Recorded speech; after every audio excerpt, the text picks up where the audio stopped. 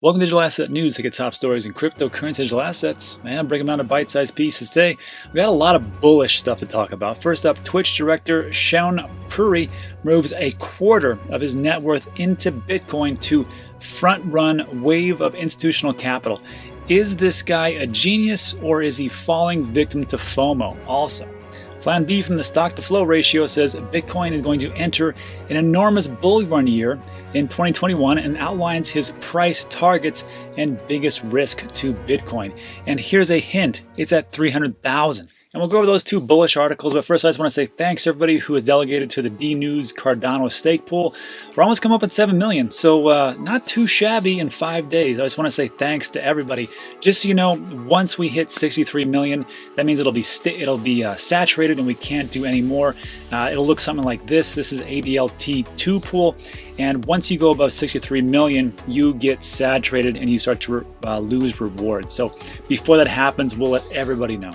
If you're still interested in delegating your Cardano to the stake pool, made a very simple web page, which I will link in the description below. Looks something like this. And when you're on the page at the very top, all you have to do is just click on wallets, or you can just scroll down, whichever you want to do.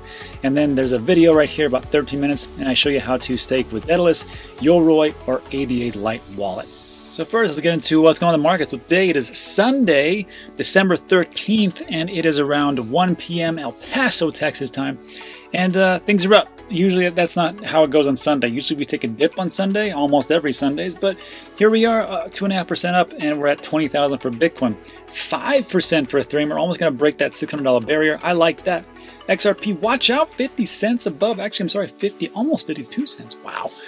3% up. Oh, amazing. Tether's Tether, nobody cares. Litecoin is up pretty big, 8%. And again, they're part of that PayPal quadrant, which is Bitcoin, Bitcoin Cash, Ethereum, and Litecoin, so they're going to do well for the entire year moving forward. Chainlink up 7.9. Wow, what are you, $13? Bitcoin Cash making a run up to 78. A lot of good things are going on with Bitcoin Cash. I'm trying to get the director of Bitcoin.com to come on here, Danish. Hopefully he's not too busy. He can come on. Cardano, wow, hey, Cardano up 15 cents, is pretty good. 4.2 for Polkadot, Binance Coin, and Stellar. Wow, Stellar's making money moves. Look at that, almost 10%. I like to see that. Bitcoin SV 2.7, yeah, sure. EOS, I don't even know why. Honestly, between us, I don't know why EOS is here. I don't get it. NEM1, Bitcoin Cash, whatever else. Okay, not really that big. So let's take a look at what it would be as we take a look at switching from USD to Bitcoin. How would we have fared if we would have invested into altcoins? And guess what? We would have been up 2.5% on Ethereum, 0.6 for XRP, 5% for Litecoin. That's pretty big. 5% for Chainlink, Cardano, Binance Coin, almost everything. If you would have invested in anything outside of Bitcoin, you would have been up pretty good. And this isn't usually the case all the time, and only time will actually tell who is the genius who decided to pick that low cap gem that had 1000x or whatever else it is, or if it just would have been better just to go all in on Bitcoin. That is the real story, and that will be determined in the future. So speaking of the future, I want to talk to you about this article. This right here. This was pretty fascinating to me. Twitch director Sean Puri, I hope I'm saying his name right, but Twitch.com, if you don't know, it was acquired in 2014 with Google for a measly $1 billion. And the gaming platform, social network, continues to break its own high scores. Twitch boasts a valuation of about $3.79 billion. So this guy, director of Twitch, I'm not sure if he was involved in that acquisition back in 2014, but chances to say he's probably got a good amount of money. I don't know how much it is, but it looks pretty good. But this guy says, hey, I am going to put a quarter of my net worth into Bitcoin. A quarter. And I mean, I'm pretty bullish on Bitcoin, but I don't got a quarter in Bitcoin. I just don't. But I mean, that's pretty amazing just to go, you know what? I think it's going to happen. And he did it. And here's his reasoning. He says, I think it's a rare opportunity to front run a wave of institutional capital that will come into Bitcoin in the next 2 years. And you know, he's got to be right. I mean, look at Grayscale. I mean, they're buying up things left and right like nobody's business. And then MicroStrategy, don't even get me started about that. I mean, that guy, Saylor, has convinced everybody Bitcoin is the next big play. And then we got Square, and we got Galaxy Digital, and you got, I mean, even like the big players on TV or the investment legends like Paul Tudor Jones and Duncan Miller and all those guys. I mean, they're all saying the same thing. we want Bitcoin.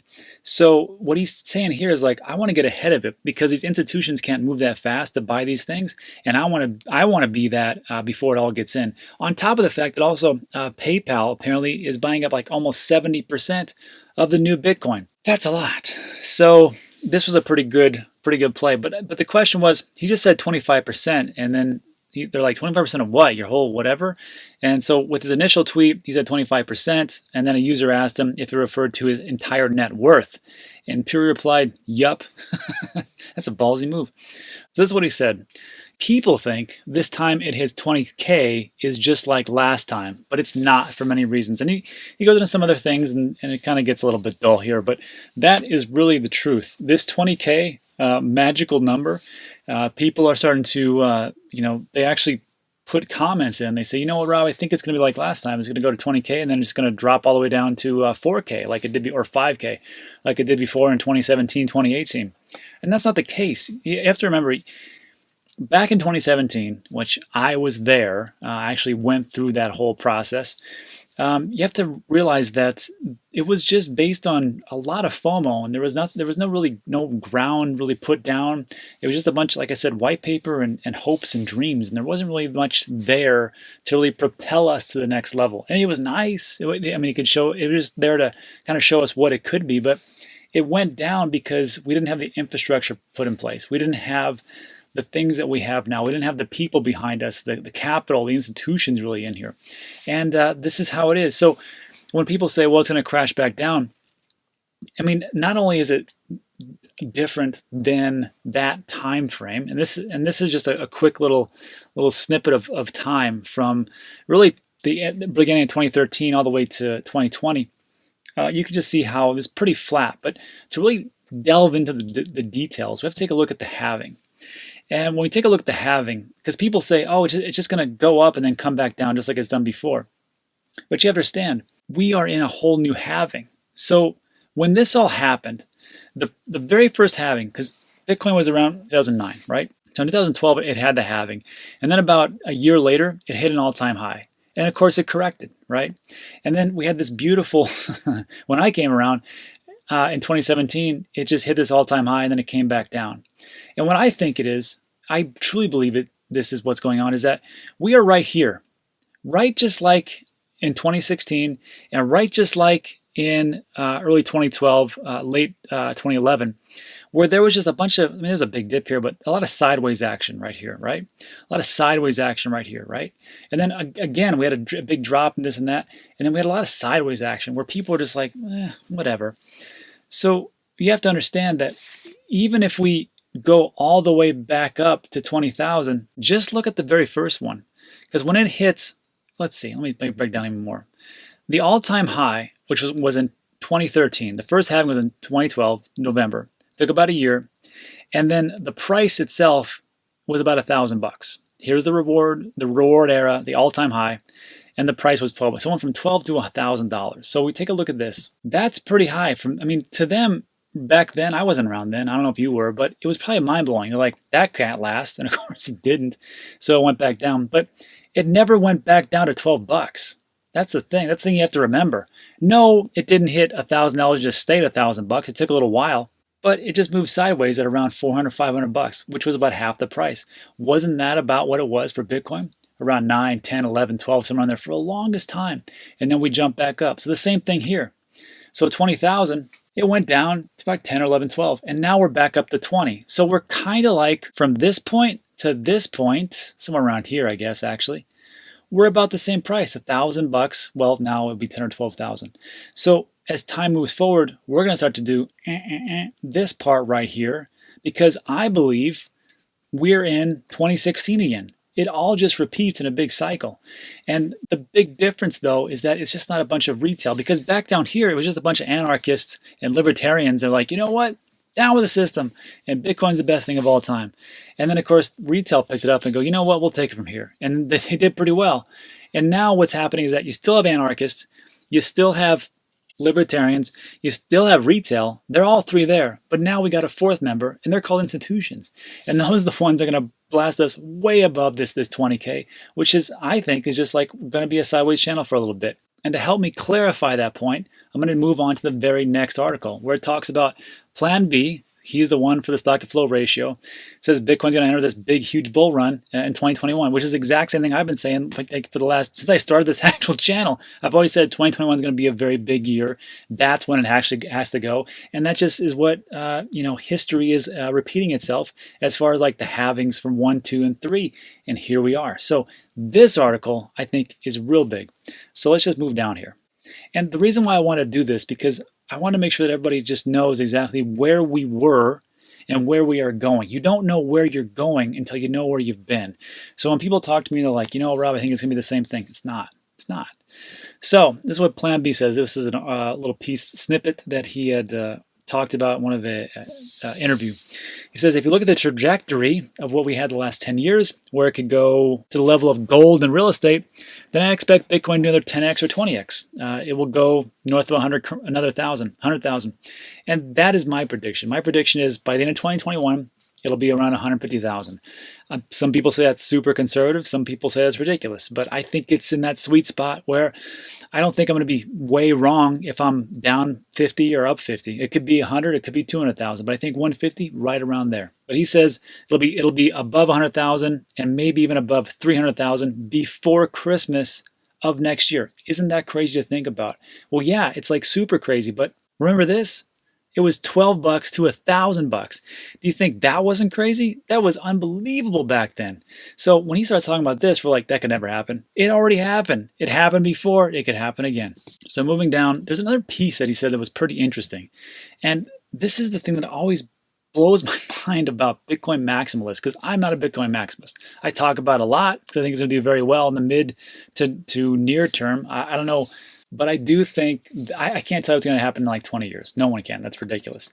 But I think in the very early parts to the midterm, it's going to do very, very well because it's on the hearts and minds and the tips of every tongue, and it's in the public consciousness of what people expect to happen. So the big thing I always question is like, why are Bitcoin maximalists so much of, they're so maximalism?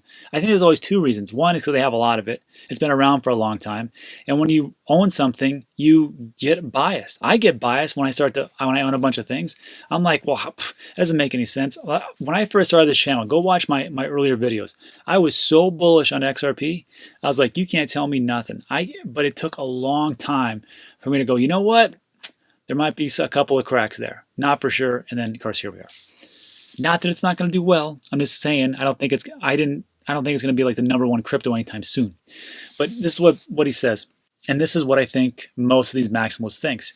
They think this. He says, I think it's a winner-take-all game. I think that lots of the confusion there comes from the fact that some people see Bitcoin and other coins as products or companies. You can have multiple products, and some products will win, and the other products will lose, or multiple companies can coexist together. That's very logical. But Bitcoin is not a company. It's a protocol. It's a protocol, and of course, you can only have one protocol, especially a money protocol. In my eyes, it doesn't make sense to have, in 2020 and beyond, multiple currencies. And that's the big thing.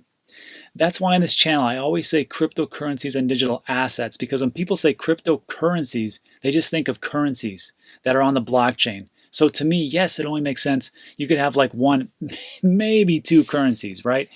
But in all reality, you only need one currency. You only need one world reserve currency. You only need one currency that everybody can interact with and actually use and just, be the best thing. But that's just it.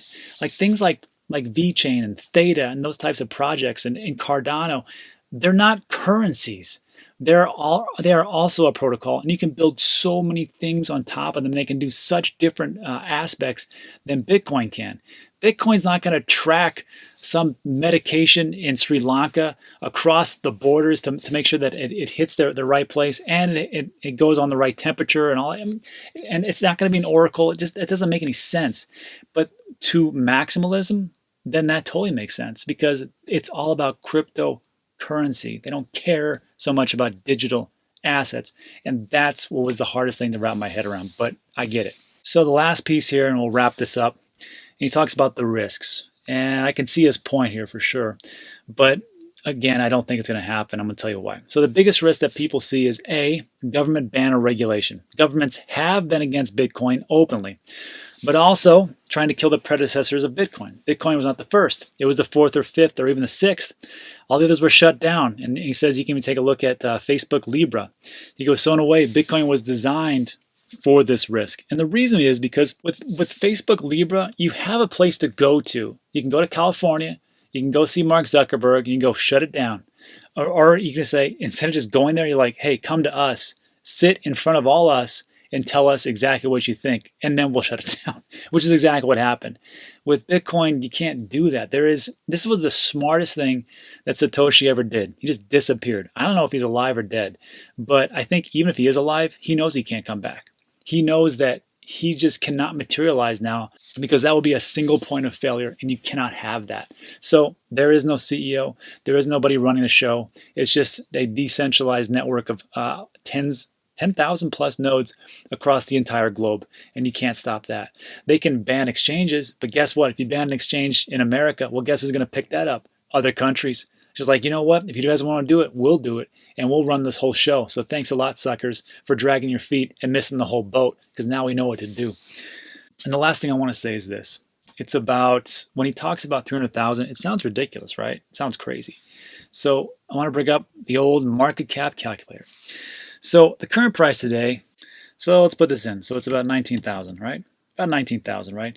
And its circulating supply is roughly 18,500,000, somewhere around there. And I can just tell you right now, it's not even right, because in the early days, a lot of people threw away their Bitcoin because they didn't really know it was even valuable. They lost things on hard drives. So I would say, if I had to guess, at minimum 2 million. And that's the low number. High number, probably 6 million. The circulating supply is not 18.5. There's no way. There's not a snowball's chance in hell that's true. But that's what we're going with. Let's just stick with that. So if that's the case, then the market cap would be 351 billion. So let's take a look real quick at CoinGecko and Bitcoin. 356 billion. Okay, close enough, because we're at 19.2. So if we go back, Plan B says we're looking at 300,000. That's pretty crazy, right? 300,000. Circulating supply being the same. You're looking at 5.5 trillion. 5.5 trillion. Is that insane? Is that insane? Well, let me remind you, here's the market cap of gold. It's at a whopping 11 trillion. And that to me is worthless. I mean, I own gold, silver, and Bitcoin, and gold's not going away. But 11 trillion, that's kind of high. So if we just get, I don't know, 10%. So we're looking at what? Over a trillion? All right. What about if we grab into some tokenization of stock markets? What if we get into actual currency? Well, just the money supply itself is 95 trillion and growing rapidly. And then here's debt. Let's say we do something. How about with real estate? 288 trillion. What about, I don't really care about the rest of this stuff. How about derivatives? How about futures, options, and swaps? You're looking at, well, this is the low end, 558 trillion. And the high end, it's over a quadrillion, which I didn't know that number even existed until I saw this little piece here. So if we talk about 5.5 trillion is crazy, no, it's not. Just how it is. So look, that is it for today. I know it's a lot of information to go over, but I just want to try to calm people down, just make sure they have strong hands. Look, all the institutions are out there. They're waiting for you to sell. They cannot wait. They are dying for you to sell what you have so they can snatch it all up and go, thanks a lot, sucker, and off the way they go. So keep your hands strong. Everything should be okay. Also, as a quick reminder, the 12 Days of Christmas starts tomorrow. So all you got to do is just show up and watch the video, and I'll tell you what to comment. And like tomorrow, we're giving away 4 STONEBOOKs. And then after that, a couple of nano ledgers, then a little bit of money, then some swag, and all this good stuff. So it's going to be great. All you got to do is just show up, watch the video, I'll tell you what to comment, and then I'll just draw them randomly. Also, SwiftX, the Australian exchange, they're doing the same type of thing, but they had a lot more cooler stuff than me. Like on the 25th, they're giving away 1 full Bitcoin. That's crazy, 1 full Bitcoin. So to get to this, just go to the exchange and wallet fees. There's a link in the description. Looks just like this. And the 1, 2, 3, the 4th column down, there's a little link right there. It says 12 Days of Christmas. Just click on that, and it'll take you right back to what we just saw. So that's it for today. So thanks so much for watching all the way to the end. I really appreciate it. If you like these types of videos, there's going to be 2 more that's going to pop up on your left and right. I'll let YouTube do all their magic. And that's all she wrote. So thanks again. I appreciate it. I'll see you on the next one. Bye.